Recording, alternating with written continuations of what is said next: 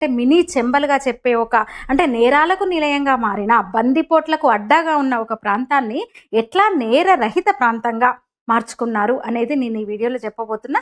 నిజంగా కేవలం బీహార్‌కు మాత్రమే కాకుండా మొత్తం దేశానికే ప్రేరణనిచ్చే ఒక ఘటన అని చెప్పొచ్చు. అంటే మనుషులు ఏకమైతే, సమాజం ఏకమైతే అసలు ఇంకేది అసాధ్యం కాదు. ఏ సమస్యనైనా పరిష్కరించుకోవచ్చు తలుచుకుంటే. అంటే వ్యక్తులు ఐక్యంగా అనుకుంటే సాధించలేనిది ఉండదు అని చెప్పే ఒక బెస్ట్ ఎగ్జాంపుల్ అని చెప్పొచ్చు. ఏంటంటే బీహార్, పశ్చిమ చంపారణ్ జిల్లా.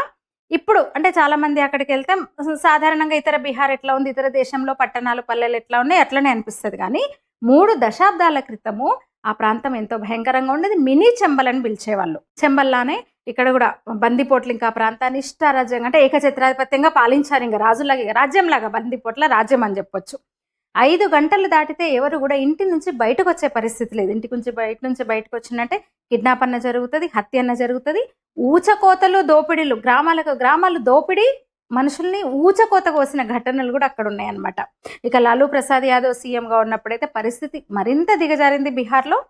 దీంతో స్థానికులు ఇంకా తమను కాపాడుకోవడం భయపడే వాళ్ళంటే ఇంక చేసేదేం లేదు, ఎదిరించేదేం లేదు. ఏ ఏ పోలీసు యంత్రాంగం అక్కడికి రాదు, ప్రభుత్వ అధికారులు అక్కడికి రారు. ఇంకా వాళ్ళు అంటే భయంగా ప్రాణాలు గుప్పిట్లో వారి చేతిలో పెట్టుకొని బతికే వాళ్ళు అంటాం కదా, అచ్చంగా అట్లాగే ఉండేది అక్కడ పరిస్థితి. అదే టైంలో వాళ్ళకు ఒక దేవుడిలా వచ్చాడు బద్రీ నారాయణ్ పాండే.